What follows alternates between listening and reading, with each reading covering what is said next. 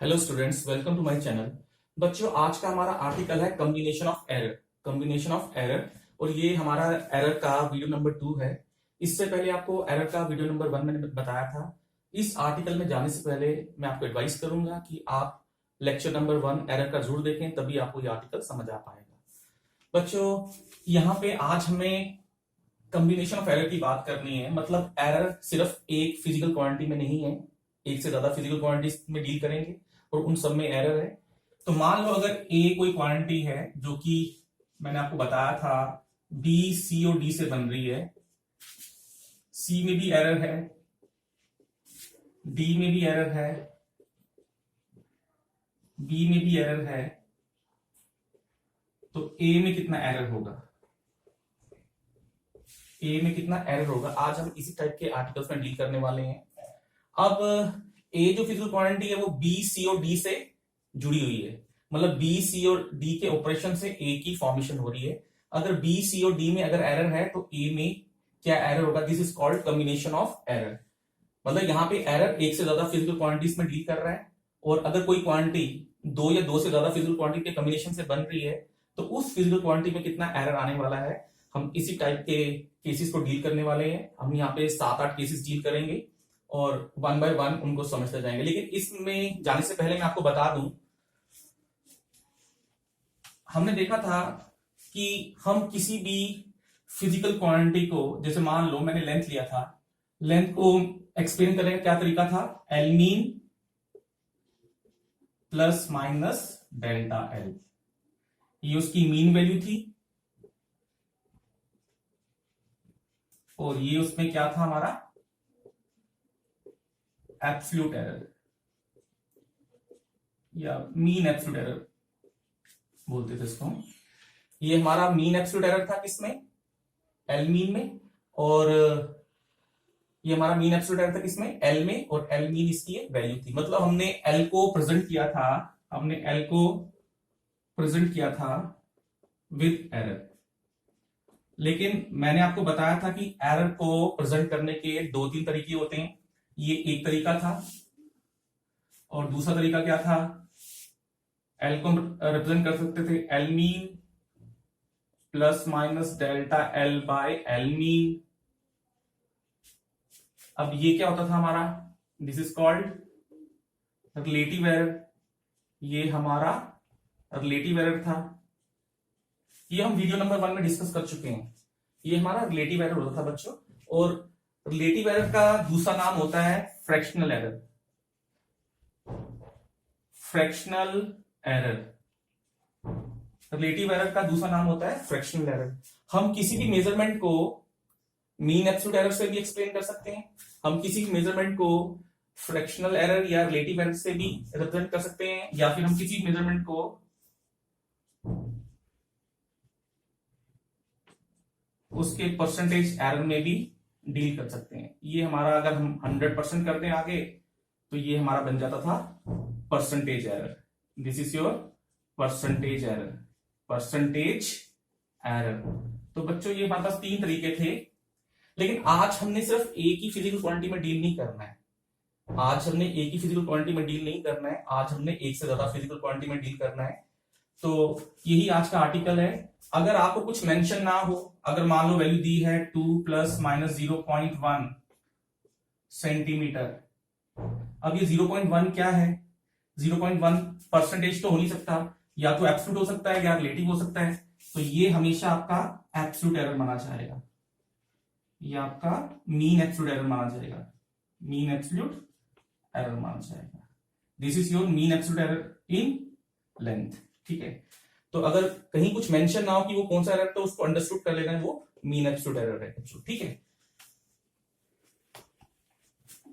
अब हम आज का आर्टिकल स्टार्ट कर रहे हैं। ये तो मैंने पीछे वाला बैकग्राउंड बताया थोड़ा सा। कहने मतलब ये हमारे पास होता था L mean plus minus delta L, ये एक प्रेजेंटेशन थी। एक प्रेजेंटेशन थी L mean plus minus delta L by L mean, एक प्रेजेंटेशन ये थी एरर के साथ। और एक प्रेजेंटेशन थी बच्चों L mean plus minus delta L by L mean into 100%। ये प्रेजेंटेशन मैंने 3 दिखा दी। और यहाँ पे मैंने जो फिजिकल क्वांटिटी में डील किया वो है मान लो लेंथ। तो लेकिन लेंथ के अलावा भी बहुत सारी फिजिकल क्वांटिटीज हैं जिनमें हम डील करेंगे आज। तो आज हम डिस्कस करने वाले हैं कॉम्बिनेशन ऑफ एरर। अब मैं आर्टिकल स्टार्ट कर रहा हूं, आर्टिकल का नाम है कॉम्बिनेशन ऑफ एरर। उसमें हम पहला केस देख रहे हैं।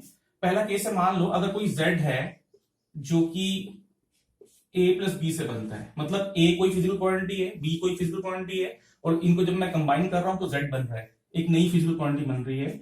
और इस a के बारे में पूरी इंफॉर्मेशन है, इसकी मीन वैल्यू पता है और इसमें एब्सोल्यूट एरर पता है, और इसकी भी मीन वैल्यू पता है और इसमें भी मीन एब्सोल्यूट एरर पता है। तो हमारा क्वेश्चन है z मीन क्या होगा, ये क्या होगा, और इसमें मीन एब्सोल्यूट एरर क्या होगा। बच्चों ये हमें गिवन है, ये पार्ट हमें गिवन होगा, ये हमें गिवन है, ये भी हमें गिवन है। हमें पूछा गया है इस z में, इस z की मीन वैल्यू क्या होगी और इस z में मीन एब्सोल्यूट एरर कितना होगा अगर z आपका a और b के कॉम्बिनेशन से बन रहा है। तो बच्चों आपको हमेशा पता होना चाहिए जब भी कोई क्वांटिटी किसी दो के कॉम्बिनेशन से बनती है, और कॉम्बिनेशन कैसा ऑपरेट हो रहा है, एडिशन का। अगर दो के बीच में एडिशन होगा तो उस केस में z मीन की वैल्यू क्या आएगी।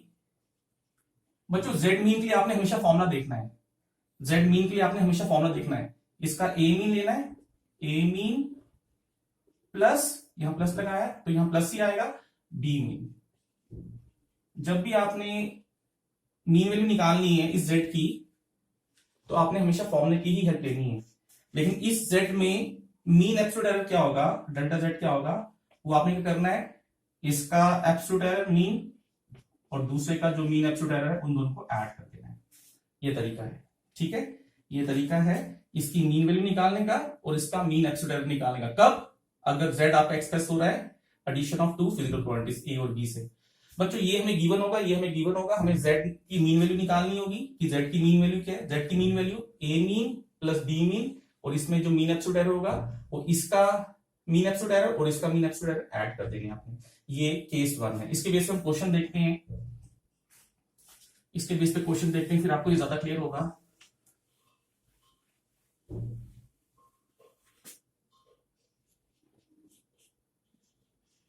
If R1 equals to 100 plus minus 0.1 ohm and R2 equals to 200 plus minus 0.2 ohm, find the series combination. Find the series combination of resistors. हमें सीरीज कॉम्बिनेशन निकालना है इसका, और हमें पता है जब भी कोई दो रेसिस्टर्स R1 और R2, इनका मैं सीरीज कॉम्बिनेशन जब बनाते हैं, RS जब बनाते हैं तो RS का फॉर्मूला क्या होता है, R1 प्लस R2। हमें RS निकालना है बच्चों, हमें RS निकालना है, हमें RS निकालना है। लेकिन R1 एरर के साथ दिए है, R2 भी एरर के साथ दिए है। तो बच्चों जब R1 में एरर है, R2 में एरर है, तो 100% RS में भी एरर होगा। अगर हमें R1 और R2 एरर के साथ दिए तो हमें RS को भी एरर के साथ ही रिप्रेजेंट करना है। तो इसका मतलब हमें यहां पे समझ आया कि यहां पे तो जो RS है वो R1 प्लस R2 से बन रहा है, ठीक है। तो इसका मतलब RS की जो मीन वैल्यू होगी वो क्या होगी, R1 mean plus R2 mean, R1 mean और R2 मीन, ठीक है। और बच्चों मीन वैल्यू हमेशा फॉर्मूले से चलाएंगे आप, ठीक है, मीन वैल्यू आप हमेशा फॉर्मूले से चलाएंगे। और R1 मीन की वैल्यू कितनी है, ये क्या है R1 मीन, ये आपका 100 क्या दिया हुआ है बच्चों, ये आपको दिया है R1 मीन, और 0.1 क्या दिया है, डेल्टा R1 दिया है। वैसे ही आपको 200 क्या दिया हुआ है, R2 मीन, और 0.2 क्या दिया है, डेल्टा R2 दिया है। अब RS मीन की वैल्यू क्या होगी, R1 mean plus R2 mean. R1 mean कितना है 100 प्लस R2 कितना दिया है मीन का 200, ये कितना आ गया 300 आ गया। अगर आपको वैल्यू 100 और 200 दी होती तो RS आपका 300 आ जाता, लेकिन इनमें एरर भी दिया है, तो इसका मतलब RS में एरर भी होगा। कौन सा एरर निकालेंगे? Delta RS। ये आ गया mean absolute error in RS। वो क्या होगा? डेल्टा R1, फॉर्मूला में बताया डेल्टा R1 डेल्टा R2। अब डेल्टा R1 कितना दिया बच्चों? 0.1 दिया है, प्लस डेल्टा R2 कितना दिया है? 0.2। ये कितना आ गया? 0.3 आ गया। तो इसका मतलब हम RS कैसे लिखेंगे? इसका मतलब हमारा RS क्या आएगा? RS mean plus minus delta R, और RS मीन कितना आ गया? 300 प्लस माइनस 0.3 ओम। RS की वैल्यू कितनी आ जाएगी? 300 प्लस माइनस 0.3 ओम। ठीक है बच्चों, इसका मतलब 300 इसकी वैल्यू है, इतना उसमें एब्सोल्यूट मीन एब्सोल्यूट एरर है, प्लस 0.3 ज्यादा भी हो सकता है 300 में से, और माइनस इतना भी हो सकता है। ठीक है, यही इसका मतलब मैंने आपको वीडियो नंबर 1 में बताया था। तो ये हमारा आ गया सीरीज कॉम्बिनेशन। तो हमारे पास एक फॉर्मूला तो क्लियर होगी कि जब भी कोई फिजिकल क्वांटिटी किसी दो फिजिकल क्वांटिटी का कॉम्बिनेशन से बनती है, तो अगर उन दोनों में एरर है तो इसमें भी एरर होगा। इसकी मीन वैल्यू और इसका एरर हम कैसे निकालते हैं, उसके लिए मैंने आपको फॉर्मूला बता दिया। इसकी मीन वैल्यू तो आपने इसकी मीन वैल्यू प्लस इसकी मीन वैल्यू करनी है, और इसका मीन एब्सोल्यूट एरर, इसका मीन एब्सोल्यूट एरर प्लस इसका मीन एब्सोल्यूट एरर से ऐड करके निकाल देना है। बहुत सिंपल है ये तो। ये केस 1 आ गया बच्चों। केस 1 था एडिशन का। अब जरूरी तो नहीं है कि हर क्वांटिटी आपकी एडिशन से ही बने।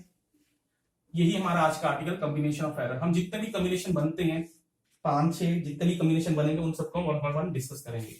नंबर 2 है बच्चों, इसमें अगर कोई क्वांटिटी दो फिजिकल क्वांटिटी के सब्ट्रैक्शन से बन रही है, अगर कोई क्वांटिटी इन दो के सब्ट्रैक्शन से बन रही है, जहां पे ए हमें पता है क्या है, ए हमारा A mean plus minus delta A, और बी क्या है? B mean plus minus delta B. ये हमें गिवन है, ये हमें गिवन है। हमें इस z के बारे में निकालना है। इस z की मीन वैल्यू क्या होगी? पहली बात ये निकालनी है, और दूसरी बात हमें निकालनी है डेल्टा z क्या होगा, और इसका मीन एब्सोल्यूट एरर क्या होगा। क्योंकि a में हमें मीन एब्सोल्यूट एरर दी है, b में भी हमें मीन एब्सोल्यूट एरर दी है, तो हमें z की भी मीन वैल्यू निकालनी है और मीन एब्सोल्यूट एरर निकालना है। बच्चों एक इंफॉर्मेशन आपको मीन वैल्यू गिवन है, इसका मीन एब्सोल्यूट एरर गिवन है, b की भी आपको मीन वैल्यू गिवन है और इसका मीन एब्सोल्यूट एरर गिवन है। लेकिन अगर z आपका a माइनस b से बनता है, z अगर आपका a माइनस b से बनता है, तो इस z की मीन वैल्यू क्या होगी वो निकालना है, और इस z में मीन एब्सोल्यूट एरर कितना होगा ये निकालना है बच्चों। बच्चों ये आर्टिकल बहुत इजी है, इसको ध्यान से आराम से समझते जाएं तब करें। हाँ, अब हम इस केस में z की मीन वैल्यू कैसे निकालेंगे बच्चों? मैंने कहा मीन वैल्यू निकालेंगे, आपने हमेशा फॉर्मूला ध्यान देना है, इसकी मीन माइनस b की मीन, ये z की मीन वैल्यू ऐसे निकालेंगे आप। और दूसरा ध्यान दो, फॉर्मूला क्या बनेगा इसमें डिफरेंस वाले में, और इसमें आपका मीन एब्सोल्यूट एरर कैसे निकलेगा? z में a का एब्सोल्यूट एरर माइनस नहीं करना, प्लस ही करना है। बच्चों एरर को हमेशा मैक्सिमम ढंग से बोला जाता है, एरर को हमेशा आपने क्या करना है? मैक्सिमम ढंग से बोलना है। जितना मैक्सिमम एरर बोल पाओगे उतना आप सेफ्टी जोन में जाओगे, उतना आप सेफ साइड पे चल जाओगे। ठीक है बच्चों, तो एरर को हमेशा कम नहीं बोल रहा है, एरर को जितना मैक्सिमम बोल सकते हो उतना बोलना है। इसमें हमेशा माइनस नहीं आएगा, प्लस ही आएगा, कहीं भी माइनस नहीं आएगा, प्लस ही आएगा। ठीक है, ध्यान रखना। तो यहां पे प्लस लेना, ये इंपॉर्टेंट है यहाँ पे। मतलब z अगर a प्लस बी से बने, या z अगर आपका a माइनस बी से बने, तो z में जो मीन एब्सोल्यूट एरर होगा वो a के मीन एब्सोल्यूट एरर और b के मीन एब्सोल्यूट एरर के सम के बराबर ही होगा हमेशा। ठीक है बच्चों, लेकिन फॉर्मूले जो मीन वैल्यू निकालेंगे वहां पे माइनस आएगा। जब मैं z की मीन वैल्यू निकालूंगा तब आपका यहां माइनस ही आएगा, लेकिन जब मैं इसमें एरर निकालूंगा, मीन एब्सोल्यूट एरर निकालूंगा, तो वो आपका z के का जो मीन एब्सोल्यूट एरर होगा वो आपका a का मीन एब्सोल्यूट एरर और b के मीन एब्सोल्यूट एरर के सम के बराबर होगा। ये ध्यान रखें आप। ठीक है, ये दूसरा केस आ गया, जिसके बेस पे क्वेश्चन देखते हैं।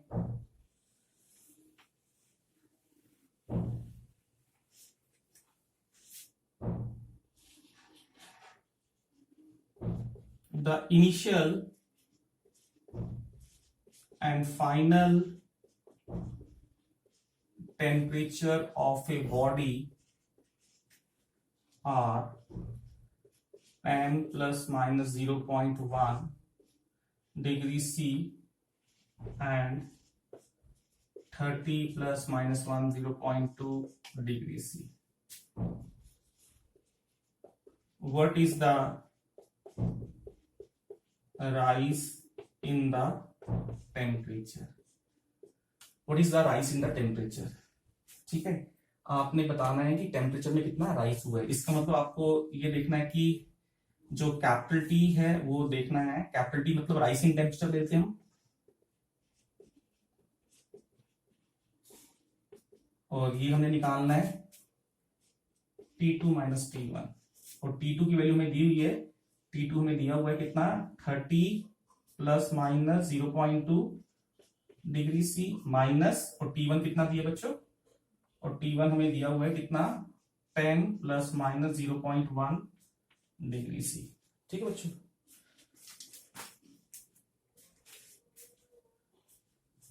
तो आपको यहां पे ऑपरेशन करना है। T2 मतलब फाइनल टेम्परेचर, T1 मतलब इनिशियल टेम्परेचर। हमें राइजिंग टेम्परेचर निकालना था, राइजिंग मतलब इनका हमें डिफरेंस करना पड़ेगा, और डिफरेंस करने से ये केस नंबर 2 कैटेगरी में आ गया। अब मुझे देखना है कि कैपिटल टी मीन की वैल्यू क्या होगी, यहां पे टी मीन की वैल्यू क्या होगी, टी मीन की वैल्यू होगी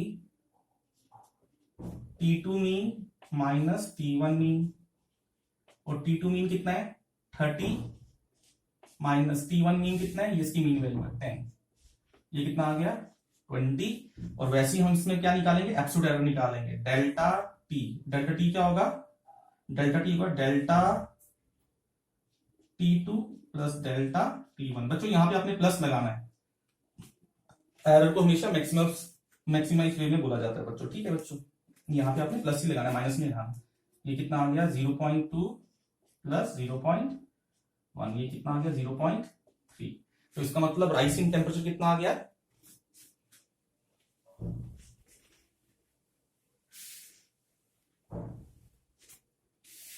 therefore राइजिंग टेम्परेचर कितना आ गया 20 प्लस माइनस 0.3 डिग्री सी। बच्चों ये हमारा आंसर आ गया with mean absolute error, with mean absolute error. हमने यहां पे आंसर मीन एब्सोल्यूट एरर के साथ निकाला है। ठीक है, तो हम इसको परसेंटेज एरर में भी कन्वर्ट कर सकते हैं। अगर हम इसको ऐसा लिख सकते थे 0.3 बाय 20 डिग्री सी। ये प्रेजेंटेशन किसके साथ आ गई, ये आ गई रिलेटिव एरर के साथ या फिर फ्रैक्शनल एरर के साथ। यही होता है बच्चों, रिलेटिव एरर या फिर फ्रैक्शनल एरर। और या अगर इसको ऐसे लिखते हैं 20 प्लस माइनस 0.3 बाय 20 इंटू 100%, तो ये आपकी आ गई प्रेजेंटेशन विद, ये आपका राइजिंग टेम्परेचर आ गया with percentage error. Percentage error के साथ हम ऐसा करेंगे। लेकिन आप यहां तक क्यों जाएंगे, जब आपको पता है इंफॉर्मेशन आपको एब्सोल्यूट एरर में दी है, तो आप आंसर को एब्सोल्यूट एरर तक ही रखें। तो ये तीनों तरीके हो सकते थे। तो इसका मतलब हमने ये देखा, जब भी हम कोई भी फिजिकल क्वांटिटी दो फिजिकल क्वांटिटी के डिफरेंस से बनाएंगे, तो उस फिजिकल क्वांटिटी में जो मीन एब्सोल्यूट एरर होगा, वो आपने क्या करना है, हमेशा उन दोनों फिजिकल क्वांटिटीज का जो मीन एब्सोल्यूट एरर उनको ऐड करके ही बनाना है। बच्चों केस सी करते हैं। मान लो अगर कोई क्वांटिटी है z, ये इंपॉर्टेंट केस है।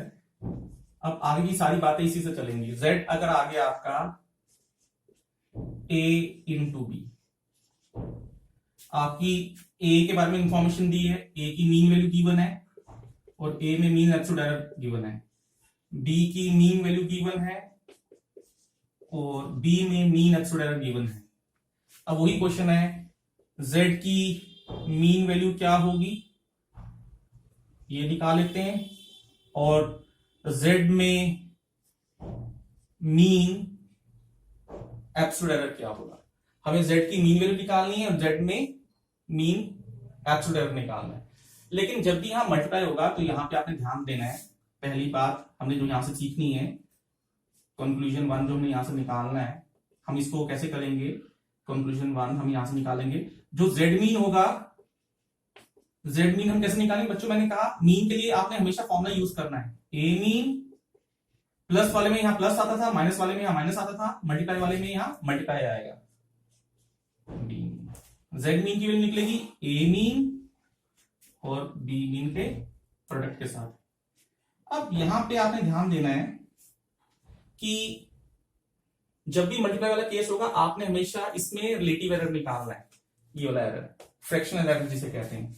इसका फ्रैक्शनल एरर जो होगा delta Z by Z mean जो होगा वो इसके फ्रैक्शनल एरर और इसके फ्रैक्शनल एरर के सम के बराबर होगा, delta A by A mean plus delta B by B mean.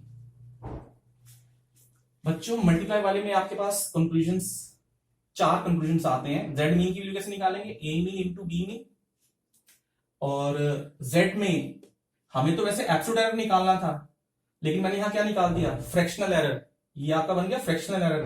Delta Z by Z mean क्या आएगा, delta A by A mean plus delta B by B mean. और बच्चों यहां पे हमें डेल्टा ए पता है, हाँ ये डेल्टा ए पता होगा, ए मीन पता है, ए मीन भी पता है, डेल्टा बी पता है, हाँ डेल्टा बी भी पता है, बी मीन पता है, बी मीन पता है, और जेड मीन भी तो पता है। जेड मीन हमने फर्स्ट स्टेप में निकाल दिया। अगर मैं इसको जेड मीन को वहां ले जाऊं, जेड मीन को यहां ले जाऊं, ये बन जाएगा delta A by A mean plus delta B by B mean. तो कहने का मतलब ये है कि इस इंफॉर्मेशन से मैं डेल्टा जेड भी निकाल सकता हूं। अगर आपको डेल्टा जेड में ही ज्यादा इंटरेस्ट है आप डेल्टा जेड भी निकाल सकते हो। तो इसको ना जेड अगर आपका ए क्रॉस बी से बन रहा है तो इस केस में डेल्टा जेड आपका इस ढंग से निकाला जाएगा, ठीक है। और अगर आप जेड में परसेंटेज एरर निकालना चाहते हो तो यहीं से आप आगे चल जाएं। अगर आप जेड में परसेंटेज एरर निकालना चाहते हो जो कि मैक्सिमम क्वेश्चन में आगे पूछा जाता है, तो आप इसमें एक स्टेप और कर देंगे। क्या करेंगे, delta Z by Z mean into 100 करते हैं। यहां क्या आ गया, delta A by A mean into 100 plus delta B by B mean into 100। तो ये आपका जेड में परसेंटेज एरर में निकल गया। मतलब जेड अगर 2 फिजिकल क्वांटिटी के मल्टीप्लिकेशन से बन रहा है तो जेड में हम मीन वैल्यू तो निकाल ही सकते हैं। जेड में हम एब्सोल्यूट एरर भी निकालेंगे, जेड में हम फ्रैक्शनल एरर भी निकाल सकते हैं, जेड में हम परसेंटेज एरर भी निकाल सकते हैं। आप ये इसका बेसिक फॉर्मूला है, ठीक है, ये इसका बेसिक फॉर्मूला। आप यहां से यहां भी जा सकते हैं, यहां से आप यहां भी जा सकते हैं, क्वेश्चन के अकॉर्डिंग इसको समझते हैं, ठीक है। तो ये केस भी देख लें आप, केस 3 है ये।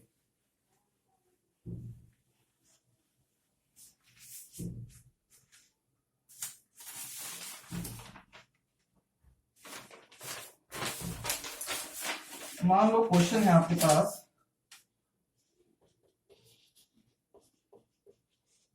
The length breadth and the height of cuboid is, length given है 12.13 प्लस माइनस 0.02, ब्रेथ गिवन है 8.16 प्लस माइनस 0.01 सेंटीमीटर, और हाइट गिवन है बच्चों हमें 3.46 प्लस माइनस 0.01 सेंटीमीटर। हमें पूछा है find the percentage error in the volume of cuboid. हमें परसेंटेज एरर निकालना है, हमें परसेंटेज एरर निकालना है किसमें। तो सबसे पहले आप देखेंगे कि समझेंगे इस क्वेश्चन को कि लेंथ गिवन है, ब्रेथ गिवन है, हाइट गिवन है। लेंथ में भी लेंथ की मीन वैल्यू गिवन है, मीन एब्सोल्यूट एरर गिवन है, ब्रेथ की भी मीन वैल्यू गिवन है, मीन एब्सोल्यूट एरर गिवन है, हाइट की भी मीन वैल्यू गिवन है और मीन एब्सोल्यूट एरर गिवन है। हमें परसेंटेज एरर निकालना है किसमें, वॉल्यूम ऑफ क्यूबाइड में। तो इसका मतलब अगर लेंथ, ब्रेथ और हाइट में एरर है तो वॉल्यूम में भी एरर होगा, वॉल्यूम में भी एरर होगा। और हम जानते हैं वॉल्यूम ऑफ क्यूबाइड क्या होता है, वॉल्यूम ऑफ क्यूबाइड होता है LBH, length into breadth into height. तो इस केस में हम देख लेंगे, डायरेक्ट लिंक करेंगे, डेल्टा V, हम इसमें मीन वैल्यू तो निकालेंगे, हमें सिर्फ एरर निकालना है। मैं सीधा एरर क्या, क्योंकि ये मल्टीप्लिकेशन वाला केस है, तो मल्टीप्लिकेशन वाले केस में क्या करेंगे, delta V by V delta L by L plus delta B by B plus delta H by H. ये हमें पता है मल्टीप्लिकेशन केस में मैंने आपको 4 कंक्लूजन बताए थे, उनमें से एक कंक्लूजन ये भी था। अब हमें क्योंकि परसेंटेज एरर निकालना है, हम इसको 100 से मल्टीप्लाई कर देते हैं। ये क्या आ गया, ये आ गया परसेंटेज एरर। किसमें, ये आ गया आपका percentage error in volume. Delta L हमें गिवन है, ये आ गया डेल्टा एल बाय एल। आप या तो सबको 100 से मल्टीप्लाई करो या एक ही बार 100 से मल्टीप्लाई करो लास्ट में कॉमन लेके।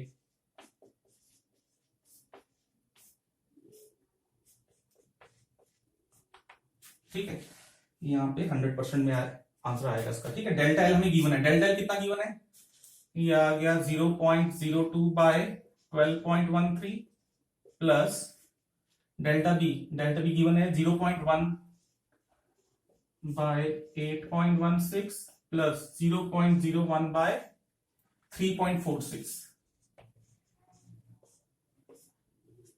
इंटू 100।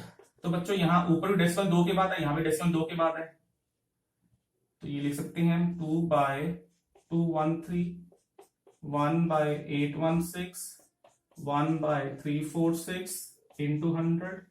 ये आ गया आपका 200 बाय 1213, 100 बाय 816 प्लस 100 बाय 346। तो आप इसको जब ऑपरेट करेंगे इसका आंसर आएगा 0.58%। 0.58%। ठीक है बच्चों, ये आपका आंसर आ जाएगा। तो ये हमने देखा कि हमें इसमें सिर्फ परसेंटेज एरर नहीं पूछा। अगर इसमें हमें मीन वैल्यू पूछी होती, मान लो हमें इसमें बोला था वॉल्यूम बताओ, परसेंटेज एरर ना बोला होता, इसमें बोला होता find the volume of the cuboid. अगर वॉल्यूम ऑफ द क्यूबाइड बोला होता तो हमें वॉल्यूम की मीन वैल्यू भी निकालनी थी। ठीक है बच्चों, हमें वॉल्यूम की मीन वैल्यू निकालनी थी। उस केस में इस क्वेश्चन में क्या होता, अगर यहां पे पूछा होता हमें वॉल्यूम बताओ, वॉल्यूम निकाल के बताना था। अगर हम इस क्वेश्चन में, तो वॉल्यूम कैसे होता है, V mean plus minus delta V. उस केस में हमें ये बताना पड़ता। क्यों, क्योंकि हमें लेंथ में एरर किसमें दी है, मीन एब्सोल्यूट एरर में, ब्रेथ में भी मीन एब्सोल्यूट एरर में, हाइट में भी मीन, तो हमें आंसर में भी मीन एब्सोल्यूट एरर बताना पड़ता। तो वी मीन कैसे निकालते, वो बनता L mean, B mean, H mean. मतलब इसको और इसको मल्टीप्लाई करके हमारा क्या बन जाता, वी मीन। क्यों, क्योंकि वी होता है एल बी एच, तो इसकी मीन वैल्यू कैसे निकलेगी, एल मीन, बी मीन और एच मीन से।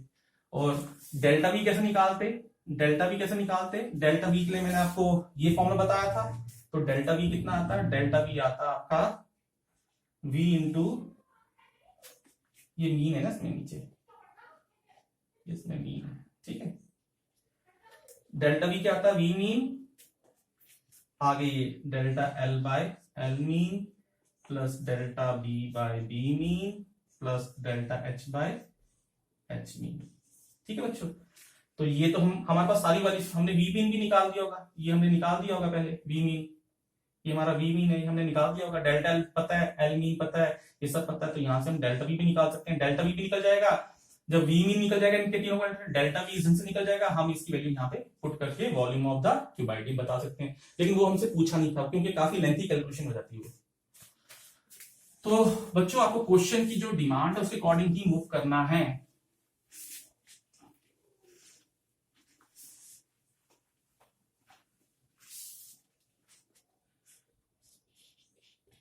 केस डी, बच्चों अगर कोई z है, z अगर आ रहा है कांस्टेंट a इंटू बी से, z आपका a पे डिपेंड कर रहा है, b पे डिपेंड कर रहा है, यहाँ पे कोई कांस्टेंट है उस पर भी डिपेंड कर रहा है। इस केस में a के बारे में हमें a मीन पता है और इसका एब्सोल्यूट एरर पता है, b का भी b मीन पता है और इसका भी एब्सोल्यूट एरर पता है। हमसे पूछा है z का z मीन कैसे क्या होगा और इस z में मीन एब्सोल्यूट एरर क्या होगा, ये क्वेश्चन है हमारा। a के बारे में इंफॉर्मेशन गिवन है, ये हमें गिवन है, ये इंफॉर्मेशन हमें गिवन है बच्चों, ये भी गिवन है, ये हमें क्वेश्चन में गिवन होगी। अगर आपको ए और बी की इंफॉर्मेशन, तभी तो आप जेड निकाल पाओगे। अगर आपको ए और बी में एरर पता होगा तभी तो आप जेड का एरर निकाल पाओगे। और जेड किसके कम्बिनेशन से बन रहा है? इन दोनों के मल्टीप्लिकेशन से और कुछ कांस्टेंट के मल्टीप्लिकेशन से बन रहा है। इस केस में आपने ध्यान रखना है, इस केस में पहली बात, जेड मीन हम कैसे निकालेंगे? जेड मीन हम जेड से कैसे निकालेंगे? कांस्टेंट लेना है। मैंने आपको कहा ना जेड मीन जब भी निकाला है तो फॉर्मूला पूरा एज इट इज चलेगा। जेड मीन में कांस्टेंट लेना है, ए मीन इंटू बी मीन, ए मीन इंटू बी मीन, ये जेड मीन निकल जाएगा। और इसमें जो दूसरी बात है, ये मल्टीप्लिकेशन वाला केस है, z में हम क्या एरर निकालेंगे? फ्रैक्शनल एरर निकालेंगे बच्चों। तो इसमें z में आपका फ्रैक्शनल एरर क्या आएगा? Delta z by Z mean, ये आपका फ्रैक्शनल एरर आ गया किसमें? z में, इक्वल्स टू, बच्चों ये जो कांस्टेंट है इसमें लिख लें, it do not contribute in error.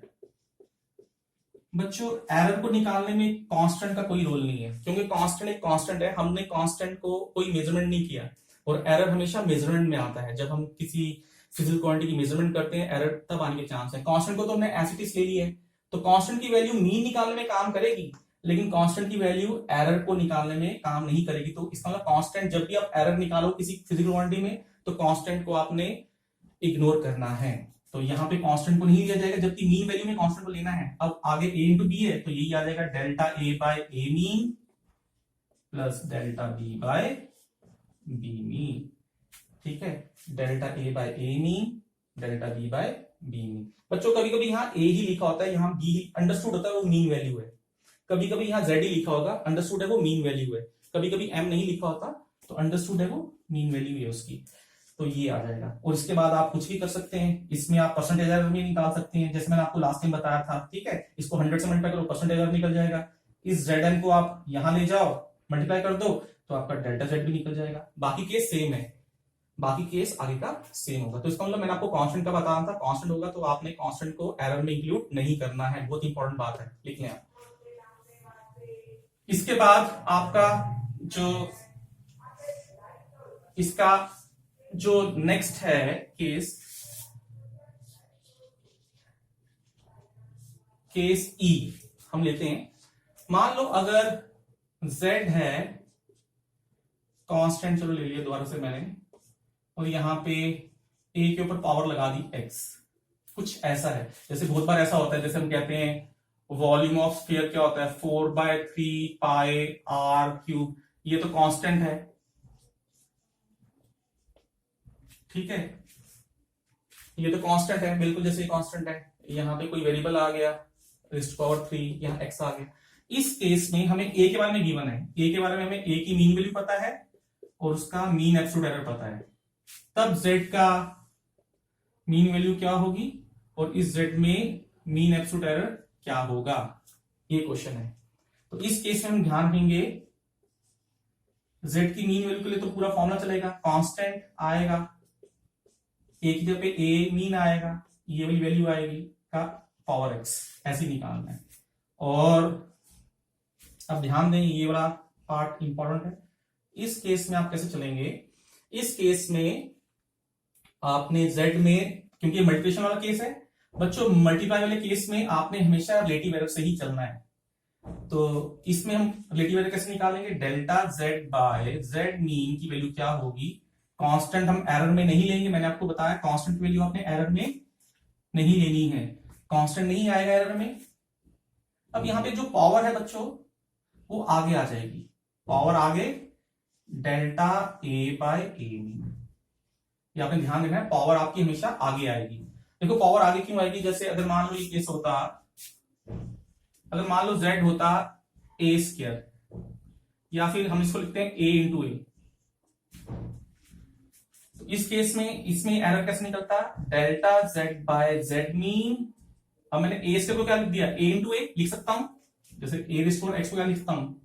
a को x टाइम तक लिख सकता हूं, वैसे a स्क्वायर a को 2 टाइम तक लिख सकता हूं। यहां पे क्या आ गया? डेल्टा a, इसके बारे में लिख रहा हूं मैं क्योंकि ये मल्टीप्लाई हो रहा है, plus delta a by A mean, ये भी ए मीन, ये भी ए मीन, ठीक है बच्चों। तो इसका मतलब कितनी बार आ गया delta A by A mean, delta A by A mean कितनी बार आ गया, 2 बार। तो ये लिखता हूं 2 time delta A by A mean. तो ये पावर कहां आ जाएगी, आगे आ जाएगी। अगर ये 3 बार होता तो ये 3 बार आता, तो 3 टाइम्स आता, तो इसमें पावर हमेशा क्या आएगी, आगे आ जाएगी। तो आपने इसको एक्सपैंड नहीं करना है, क्योंकि यहाँ पे 16 भी हो सकता था, 20 भी हो सकता था, तो इसको आपने एक्सपैंड नहीं करना। आपने ध्यान रखना है कि जो भी पावर होती है, जब आप इसमें रिलेटिव एरर निकालेंगे तो ये जो पावर होगी वो आगे आके मल्टीप्लाई हो जाएगी delta A by A mean. ये आपने ध्यान रखना है, ठीक है बच्चों। तो अब इसके बेस पे हम क्वेश्चन देख लेते हैं पहले, फिर हम आगे चलते हैं। जहां तक मैंने आपको पढ़ाया इसको इस पे क्वेश्चन देख लेते हैं।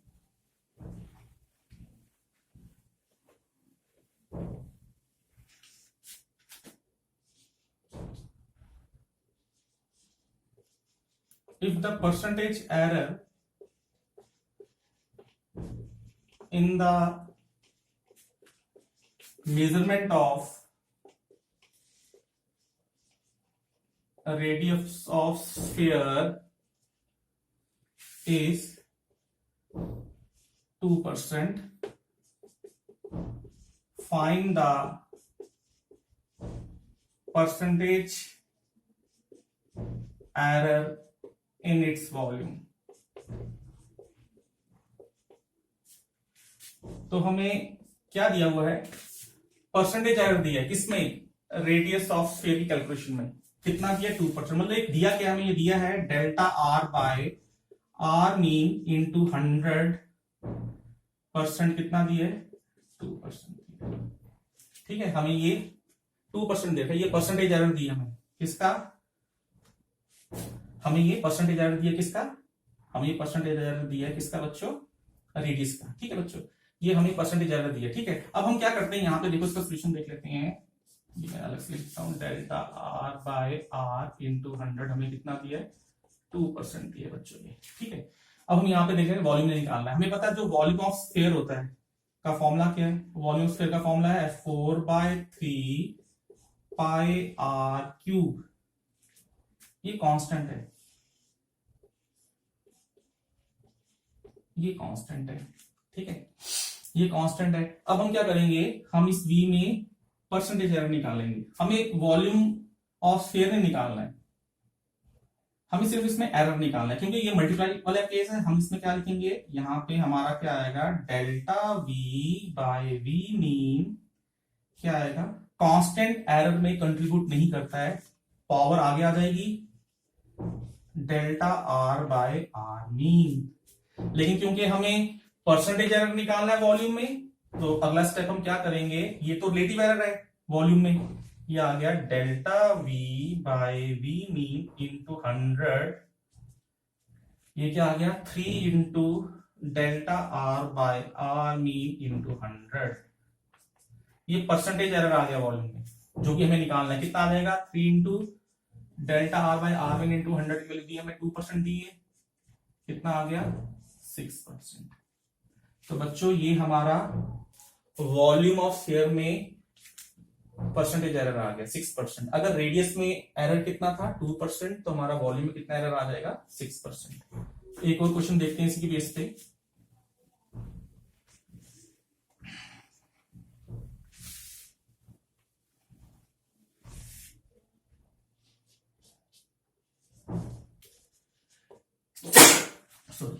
If the percentage error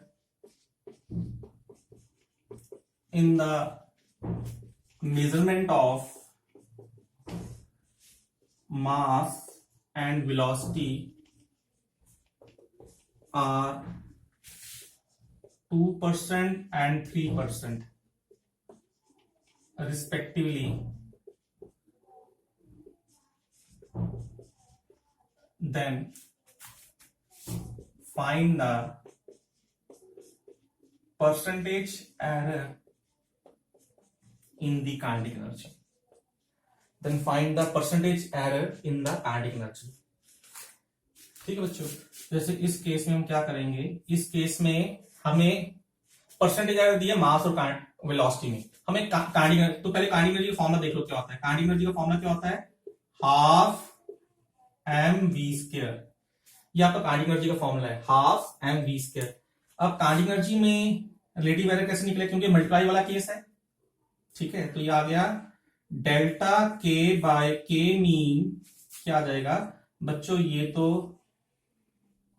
constant है और मास और वेलोसिटी वेरिएबल्स हैं आपके काइनेटिक एनर्जी के लिए। तो यहां पे delta M by M mean plus बच्चों वेलोसिटी के ऊपर पावर है 2 की, पावर आगे आ जाएगी 2 time delta V by V mean. अगर आप इसको ऐसे देखते तो ये फॉर्मूला बनता 1/2 एम इंटू वी, तो ये क्या आता है delta M by M mean plus delta V by V mean plus delta V by V mean, क्योंकि मल्टीप्लाई में रिलेटिव एरर ऐड होते हैं, ठीक है ना। तो आप इनको जब दोनों को ऐड करते तो यही आता है 2 टाइम डेल्टा वी बाय, तभी मैं कह रहा हूं पावर हमेशा आगे आ जाएगी। तो हमें लेकिन काइनेटिक एनर्जी में परसेंटेज एरर निकालना है, ये तो रिलेटिव एरर है, ये तो रिलेटिव एरर, तो हम इसको लिख सकते हैं डेल्टा के बाय के मीन इंटू 100, ये परसेंटेज एरर आ गया।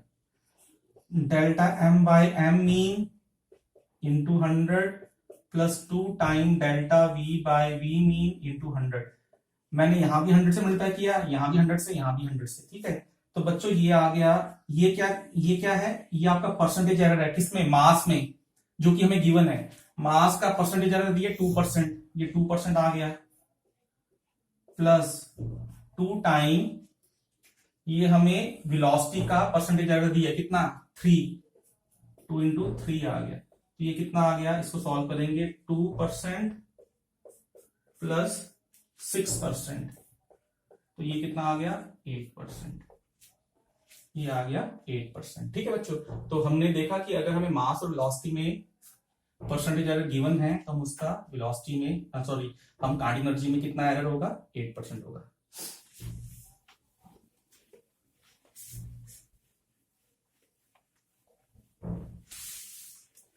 अगली टाइप है बच्चों, नेक्स्ट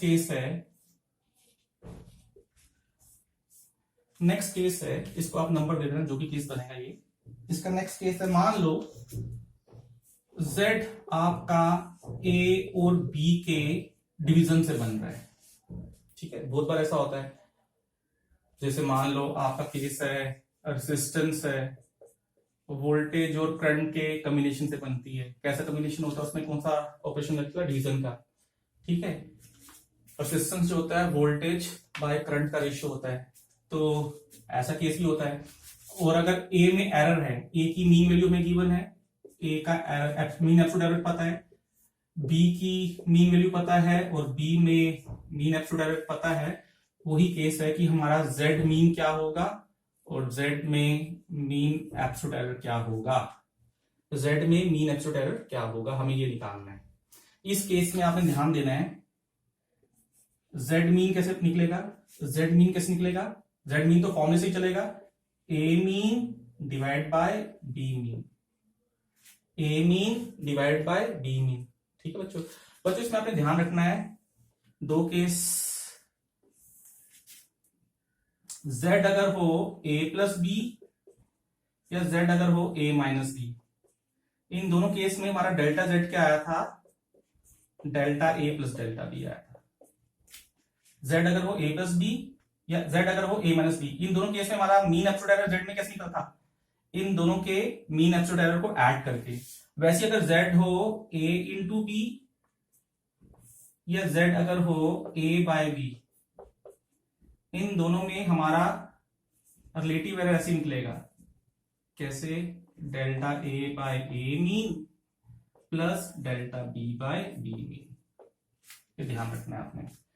प्लस माइनस में तरीका एक ही है, मल्टीप्लाई और डिवाइड में भी एरर निकालने का तरीका एक ही है। तो इसका मतलब इस Z में मीन एब्सोल्यूट एरर निकालने से पहले हमारे पास फॉर्मूला बनता है क्या, इसका रिलेटिव एरर निकालने का। रिलेटिव एरर का क्या निकालेंगे, delta Z by Z mean क्या आएगा, delta A by A mean, चाहे मल्टीप्लाई हो A B या डिवाइड हो, रिलेटिव एरर हमेशा ऐड ही होगा, delta B by B mean. तो इसके बाद आप कुछ भी निकाल सकते हैं, इसमें आप परसेंटेज एरर निकाल सकते हैं 100 से मल्टीप्लाई करके। इसके बाद आप इसका मीन एब्सोल्यूट एरर निकाल सकते हैं, Z mean delta A by A mean plus delta B by B mean. ठीक है बच्चों, तो जब भी कोई डिवीजन होगा तो आपने ये रूल लगाने हैं। ठीक है, आपने कभी भी इसमें ध्यान देना है, इसको ऐसा नहीं करना है a की पावर 1 b की पावर -1, ये नहीं करना है। आप बोलोगे सर मैं इसको ऊपर ले जाता हूँ, b की पावर -1 बना लेता हूं, फिर ये मल्टीप्लिकेशन वाला केस आ जाएगा, और जब ये मल्टीप्लिकेशन वाला केस आएगा तो यहाँ पावर आपकी माइनस में आ जाएगी। यहाँ पे माइनस कभी नहीं आएगा बच्चों। ठीक है, पावर आपने कभी भी एरर में नेगेटिव नहीं करनी है, पॉजिटिव रखनी है। पावर को कभी भी आपने नेगेटिव नहीं करना है, क्योंकि पावर हमेशा आगे आके मल्टीप्लाई होती है। अगर वो आगे आके मल्टीप्लाई होगी तो यहाँ नेगेटिव आ जाएगा, और एरर हमेशा मैक्सिमाइज बोला जाता है, प्लस में बोला जाता है, माइनस में नहीं बोलना है। ठीक है, तो ये आपका इसके बेस पे क्वेश्चन कर लेते हैं।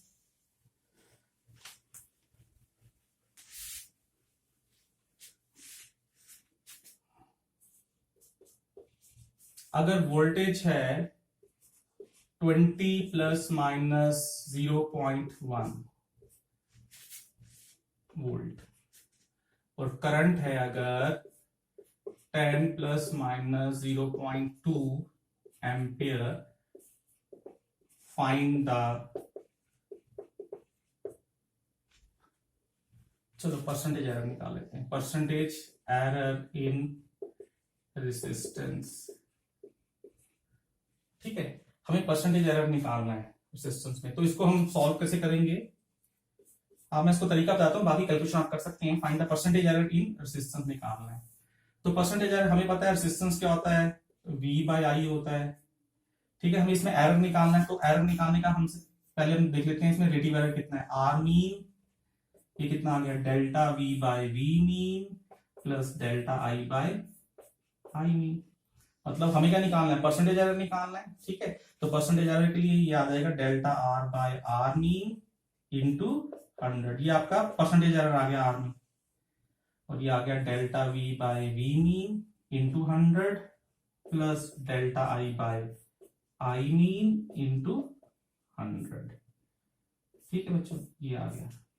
अब आपका डेल्टा भी गिवन है, ये वैल्यू पुट करेंगे, वी मीन पता है, ये वैल्यू पुट करेंगे, डेल्टा भी पता है, ये वैल्यू पुट करेंगे, आई एम पता है, ये वैल्यू पुट करेंगे। तो आप इसको कैलकुलेट करके आंसर निकाल सकते हैं। तो बच्चों डिवीजन हो या मल्टीप्लिकेशन हो, आपने रिलेटिव एरर को हमेशा ऐड ही करना है।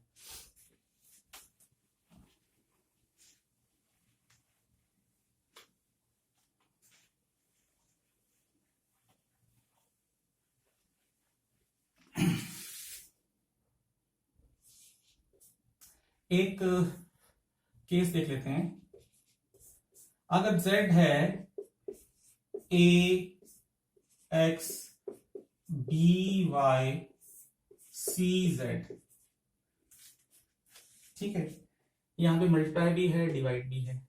ठीक है बच्चों, तो आपने क्या करना है इस केस में, ठीक है, इसमें हम z मीन तो बहुत आसान है निकालना हमारे लिए। z मीन क्या होगा, जो a मीन होगा रेस्ट टू पावर x करना है, b मीन जो होगा रेस्ट टू पावर y करना है, और c मीन जो होगा उसका रेस्ट टू पावर z करना है।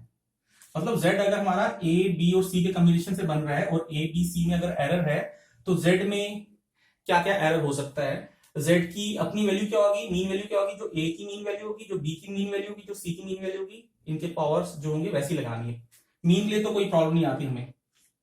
और इस केस में क्योंकि मल्टीप्लाई और डिवाइड में क्या निकालना है, relative error, delta z by z mean क्या होगा बच्चों, मल्टीप्लाई और डिवाइड में हमेशा रिलेटिव एरर और पावर हमेशा आगे आती है। x पावर पॉजिटिव रखनी है, ठीक है, x delta a by a mean plus y delta b by b mean plus z delta c by c mean. याद रखिए बच्चों, ठीक है, ये इसका रिलेटिव एरर आ गया। अगर आपने इसमें परसेंटेज एरर निकालना है z में, तो वैसे ही आपने 100 से मल्टीप्लाई करना है। ठीक है बच्चों, इसके बेस पे क्वेश्चन देख लेते हैं।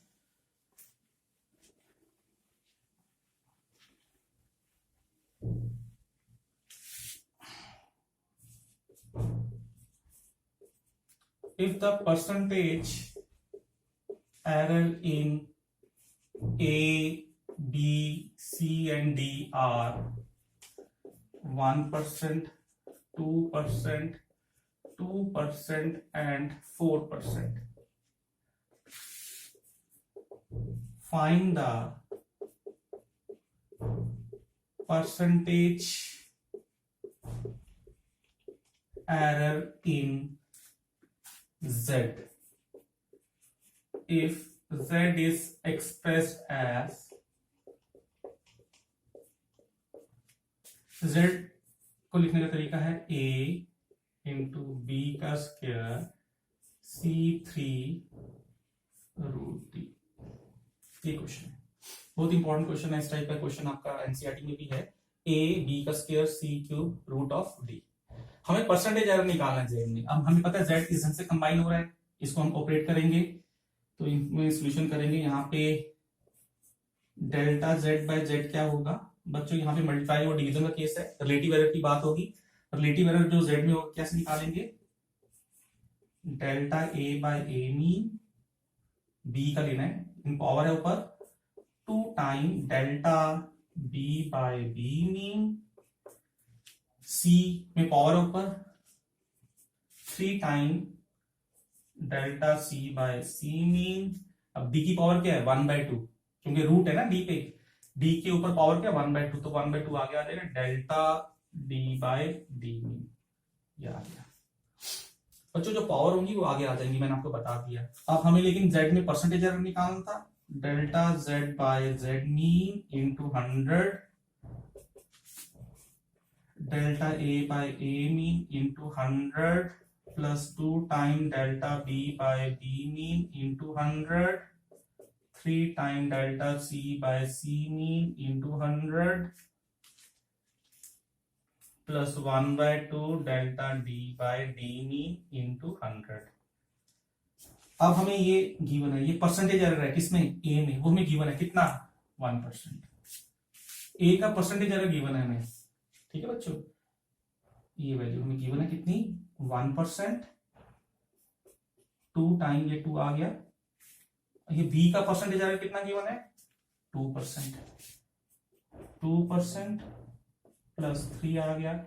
सी में भी 2% है बच्चों, 2% आ गया प्लस 1/2, और डी में कितना है 4%। ठीक है, अब हम इसको सॉल्व कर लेंगे। 1% प्लस 2 2 जा 4% प्लस 6% प्लस 2%, ये कितना आ गया आंसर 13%। 6 4 10 12 और 1 13% आ गया। ठीक है बच्चों, कैलकुलेशन देखना कहीं गलती ना हो, बाकी तरीका देख लो आप, तरीका यही है। हाँ, तो इस ढंग से हम इसको निकालेंगे। ठीक है,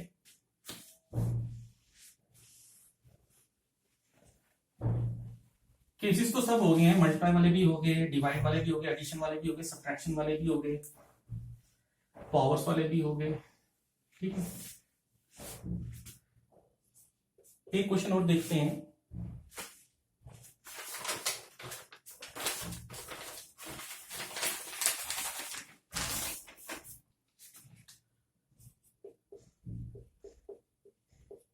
A resistor of 10 kilo ohm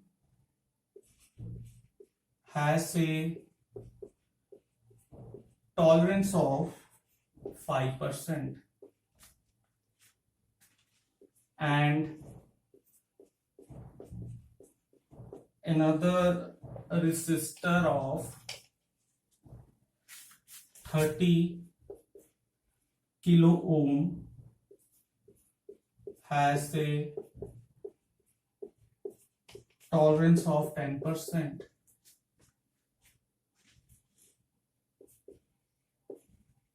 Compute the tolerance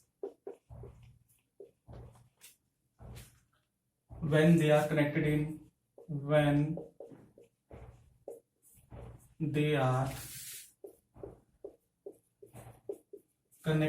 series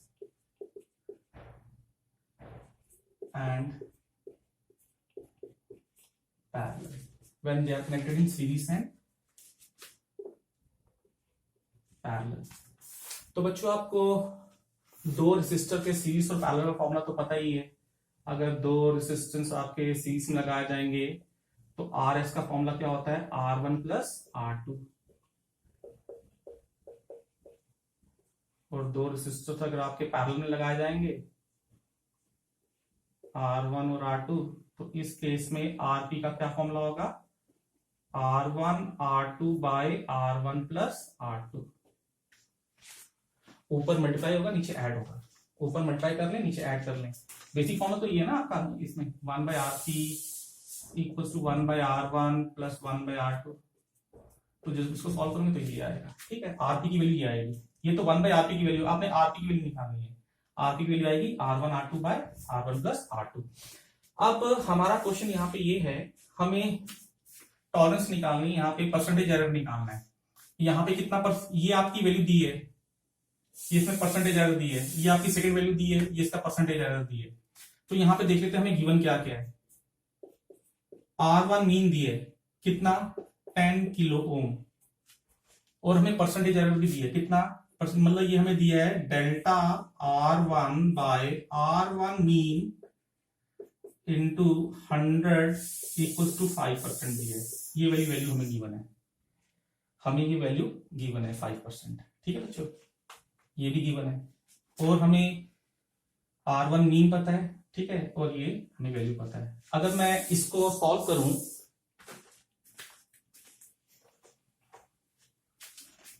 ये वैल्यू पता है, हमें मीन वैल्यू पता है, रेसिस्टर एक की मीन वैल्यू पता है, और इसमें एरर पता है, ये एरर पता है 5%। अगर मैं इसको सॉल्व करूं तो यहां से इसका डेल्टा R1 निकल जाएगा। डेल्टा R1 कितना गिवन है हमें, डेल्टा R1 गिवन है, R1 मीन की वैल्यू 10 पता है, 10 किलो इंटू 100 बाय 5, तो ये आ गया आपका, ये आपका आ गया डेल्टा R1 आ गया 5 बाय 10, 0.5 किलो ओम, ये भी पता है, ठीक है। ये परसेंटेज अगर गिवन था 5%, तो हमने डेल्टा R1 निकाल दिया, ये आपका कट गया, 10 आ गया, 5 को 10 से डिवाइड करेंगे 0.5 किलो ओम, इसकी यूनिट की किलो ओम, ठीक है। तो इसका मतलब डेल्टा R1 पता चल गया। वैसे ही आपकी R2 की वैल्यू गिवन है कितनी, 30 किलो ओम, ठीक है, और परसेंटेज एरर दिया delta R2 by R2 mean into 100 कितना दिया हमें, 10% दिया। तो इसको अगर जब मैं सॉल्व करूंगा, डेल्टा R2 कितना आ जाएगा, 30 इंटू 10 बाय 100, तो ये कितना आ गया, 3 किलो ओम। तो इसमें डेल्टा R2 भी पता चल गया, डेल्टा R2 हमें यहां से पता चल गया, डेल्टा R2 भी हमें पता चल गया। हमें बेसिकली, अब बच्चों इसको मैं थोड़ा अलग से लिख लेता हूं वैल्यूज को, ठीक है बच्चों, ये इनकी वैल्यूज ध्यान रखें आप। डेल्टा R1 आ गया 0.5 किलो ओम, डेल्टा R2 आ गया 3 किलो ओम, ठीक है, और R1 मीन आ गया 10 किलो ओम, और R2 मीन हमें पता है कितना है, 30 किलो ओम। ये इंफॉर्मेशन हमारे पास आ रही है। तो बच्चों अब हम इसका सॉल्यूशन देख रहे हैं। हमें RS निकालना है, RS है R1 प्लस R2, ये फॉर्मूला है, ठीक है बच्चों। हमें RS निकालना है R1 प्लस R2, तो इसका मतलब इसकी हमें मीन वैल्यू निकालनी है, और इसमें हमें परसेंटेज एरर भी निकालना है, ठीक है, इसमें हमें परसेंटेज एरर भी निकालना है, ये क्वेश्चन की डिमांड है। तो बच्चों RS मीन कितना आ जाएगा, RS का मीन कितना आ जाएगा, R1 का मीन प्लस R2 का मीन। मैंने आपको बताया फॉर्मूला आपका हमेशा फॉर्मूले के अकॉर्डिंग चलेगा मीन का। तो R1 मीन तो आपको 10 दिया हुआ है, ये 10 है, 10 kilo ohm plus 30 kilo ohm, तो ये कितना आ गया, 40 किलो ओम, ठीक है। तो ये आपको क्वेश्चन में दिया है 10 किलो ओम, और एक दिया है 30 किलो ओम, ये आ गया आपका 40 किलो ओम, ठीक है बच्चों। ये आपकी RS की वैल्यू आ गई। अब हमें इसमें क्या निकालना है, अब हमें क्या निकालना है, इसमें एरर निकालना है, हमें इसमें एरर निकालना है। अब देखें एरर के लिए एडिशन वाला केस है, RS का एडिशन वाला केस है, तो इसमें हम डेल्टा RS निकाल सकते हैं। पहले डेल्टा RS का delta R1 plus delta R2 होगा, ठीक है। तो डेल्टा R1 कितना है, 0.5 है, और डेल्टा R2 कितना है, 3 है, ये कितना आ गया, 3.5 किलो ओम आ गया। तो इसका मतलब RS की वैल्यू अगर हमसे कोई पूछे क्या आ गई, आर एस की वैल्यू कितनी आ गई 40 प्लस माइनस 3.5 किलो, ये आ गई, ये आर एस की वैल्यू आ गई। मैं यहां पे आर एस की वैल्यू भी लिख रहा हूं, आर एस की वैल्यू आ गई 40 प्लस माइनस 3.5 किलो ओम। लेकिन हमें परसेंटेज एरर निकालना है इसमें, हमें आर एस, हमें इसमें मीन एब्सोल्यूट एरर नहीं निकालना, हमें क्वेश्चन में पूछा परसेंटेज एरर निकालना है आर एस में।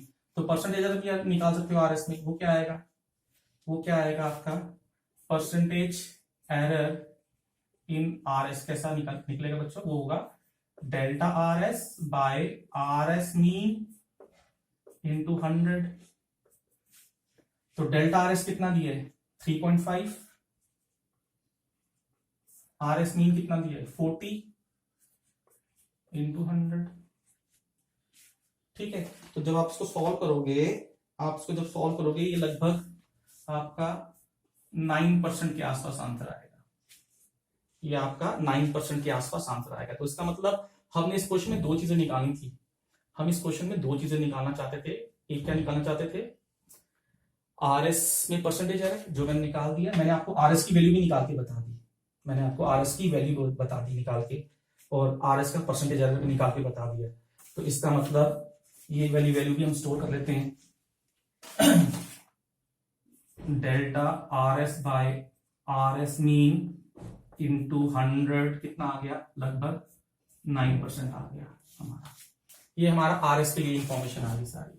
अब हमें वर्कआउट करना है किसके लिए, आरपी के लिए। अब बच्चों आरपी के लिए हम चल रहे हैं, आरपी का फॉर्मूला क्या होता है, R1 R2 bye R1 plus R2, ये हमारा आरपी का फॉर्मूला होता है। यहाँ पे मल्टीप्लाई हो रहा है, यहाँ पे डिवाइड भी हो, लेकिन यहाँ प्लस आगे बीच में, तो इसको हम थोड़ा ऐसे रिराइट करेंगे, R1 R2, R1 plus R2 तो आपका RS है, और RS के बारे में हमें सारी इंफॉर्मेशन पता है, इसकी मीन वैल्यू पता है, इसका मीन एब्सोल्यूट एरर पता है, इसमें परसेंटेज एरर पता है, सब कुछ पता है हमें आरएस के बारे में। और हमें आरपी के बारे में क्या निकालना है, परसेंटेज एरर निकालना है। हमें आरपी के बारे में क्या निकालना है, परसेंटेज एरर। अब आरपी बन रहा है आर, बच्चों आरएस का फॉर्मूला क्या, R1 प्लस R2 है ना, आरएस का फॉर्मूला क्या होता है, आरएस का फॉर्मूला होता है R1 प्लस R2 सीरीज में, और सिस्टर जब हम ज्वाइन करेंगे इसका फॉर्मूला R1 प्लस R2 से बनेगा, ये आपका आरएस लिख सकते हैं। अब मैं इसको देख रहा हूं और इनको देख रहा हूं, मेरे लिए हो गया कि आरपी जो है वो तीन चीजों पे डिपेंड कर रही है, R1 पे, R2 पे और RS पे। तो इसमें हम परसेंटेज एरर निकालना चाहते हैं, तो सबसे पहले रिलेटिव एरर की बात करते हैं। आरपी मीन, ये क्या आ गया, delta R1 by R1 mean plus delta R2 by R2 mean plus delta RS by RS mean. अब हम क्या करेंगे, इसको 100 से मल्टीप्लाई कर देते हैं, RP by RP mean into 100, ये आपका एरर बन जाएगा, delta R1 by R1 mean into 100 plus delta R2 by R2 mean plus delta RS by RS mean into 100। ठीक है बच्चों, अब डेल्टा R1 हमें निकाला हुआ है 0.5, ये हमने निकाला हुआ है, डेल्टा R1 कितना दिया है 0.5 किलो बाय R1 मीन कितना दिया है 10 kilo into 100 plus delta R2 कितना दिया 3/30 इंटू 100, और ये delta RS by RS mean into 100, ये हमने निकाला हुआ है कितना 9% के आसपास है। तो ये कितना आ जाएगा, ये आपका कैंसिल हो गया, ये आपका 5% के आसपास आ गया है, ये आपका 10% के आसपास आ गया, ये 9%, तो ये आपका एरर अप्रोक्सीमेटली आ गया 24% के आसपास। ठीक है, तो ये आपका परसेंटेज एरर आ गया इसमें आरपी में। ठीक है, this is your percentage error in RP. बच्चों यही था आपका कॉम्बिनेशन ऑफ एरर को लेके सवाल।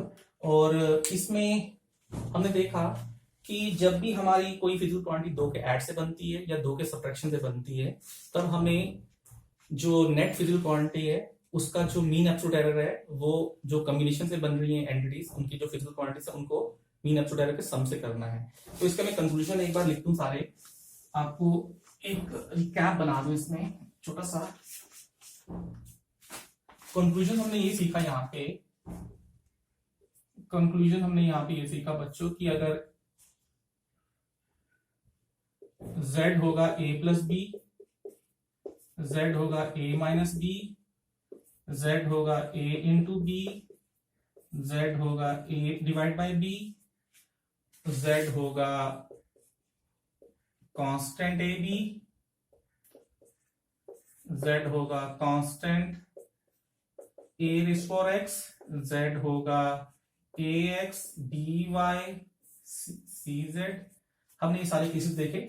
हमने देखा कि जब इस सब केस होगा तो इसमें जो मीन एब्सोल्यूट एरर होगा वो इसके मीन एब्सोल्यूट एरर प्लस इसके मीन एब्सोल्यूट एरर के सम के बराबर होगा। इस केस में इसमें जो मीन एब्सोल्यूट एरर होगा वो इसके मीन एब्सोल्यूट एरर और इसके मीन एब्सोल्यूट एरर के सम के बराबर होगा।